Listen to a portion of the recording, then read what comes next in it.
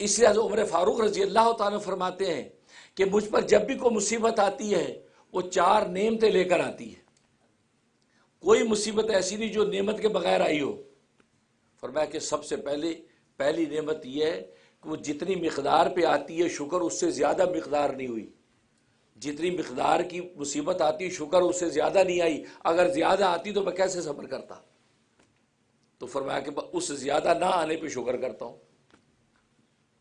اور دوسرا فرمایا کہ وہ ایسے وقت میں آئی، ایسے وقت میں میرے اوپر وہ مصیبت آئی کہ میں اس کو برداشت کر سکتا ہوں، اگر ایسے وقت میں آتی کہ میرے حالات اس کو برداشت کرنے کے نہ ہوتے تو اس مصیبت کی وجہ سے کہ دین و ایمان نہ کھو بیٹھتا۔ اور تیسری فرمایا یہ کہ وہ مصیبت میری دنیا کی چیزوں میں آتی ہے، میری دین کی چیزوں میں نہیں آتی، گویا کہ دنیا میں وہ مصیبت آئی، دین میں نہیں آئی، دین الحمدللہ میرا محفوظ ہے، دین میرا محفوظ ہے۔ اور چوتھی یہ چیز کہ اس مصیبت پر جو سہارتا ہوں اس کو صبر کرتا ہوں، فرمایا کہ مجھے اس میں آخرت میں اجر و ثواب ملنے کی توقع ہوتی ہے کہ اس مصیبت پر اللہ آخرت میں اجر دے گا، کوئی مصیبت بغیر اجر کے نہیں۔ یہاں تک کہ ترمذی شریف کی حدیث ہے کہ ایک کانٹا بھی چبھتا ہے کسی مومن کو، اس کانٹے کی جو تکلیف ہوتی ہے اس تکلیف پر بھی اللہ اس کو اجر دیتے ہیں۔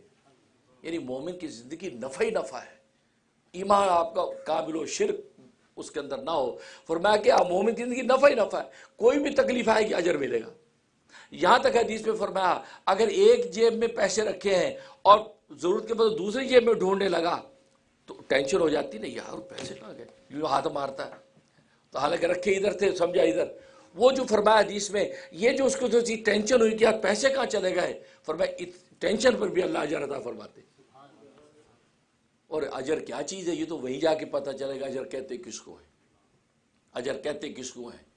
وہاں جا کر تو انسان جب وہ اجر کے پہاڑ دیکھے گا سوچے کہ یار دنیا میں ہماری جلدوں کو کینچیوں سے کاٹا جاتا، ہم پر تکلیفیں آتی، ہماری کوئی دعائیں قبول نہ ہوتی، لیکن اللہ اس کے بدلے میں یہاں ہمیں اجر دیتا، ہم نے خام خواہ دنیا میں مانگا، یہ اللہ تعالیٰ اس تکلیف کو بدلے عطا یہاں کر دیتا۔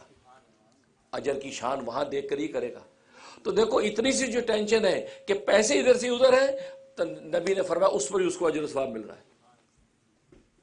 تو اس لیے فرمایا حضرت عمر نے کہ مجھے ہر مصیبت کے وقت یہ توقع ہوتی ہے کہ الحمدللہ اللہ کے یہاں میرا اجر مل رہا ہے۔ فرمایا کوئی ایسی مصیبت نہیں جو 4 نعمتیں لے کے نہیں آتی، ان 4 چیزوں کو دیکھ کر الحمدللہ اللہ کا شکر کرتا رہتا۔ تو دیکھیے تو دین پر آفت نہیں ہے، دنیا پر آفت ہے، کوئی بات نہیں، اس کو سہارنے کے طریقہ بتا دیے کہ صبر کرنا ہے۔ تو گویا کہ یہ تو پہلی وہ چیز کہ یہ زیادہ نہیں آئی مصیبت، کم آئی اور زیادہ نہ آنے پر صبر کر رہا ہے۔ دوسرا اس کے دین پر مصیبت نہیں آئی، دنیا پر مصیبت آئی۔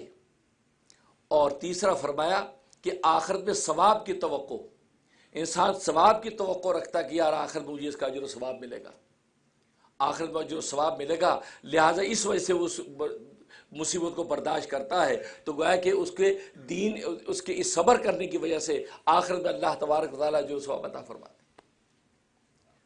اور چوتھا فرمایا کہ وہ یہ سوچے کہ یہ ایسے وقت میں مجھ پر یہ آفت اور مصیبت آئی ہے کہ اس کو میں نے جو برداشت کر لیا، اگر ایسے وقت میں آتی کہ میں برداشت نہ کر پاتا تو فرمایا کہ پھر اس کا کیا جواب تھا، اس کا کیا حل تھا۔ فرمایا کہ اس لیے اس پر شکر کر، یا اللہ تیرے شکر ہے ایسے وقت میں آئی کہ میں نے برداشت کر لیا۔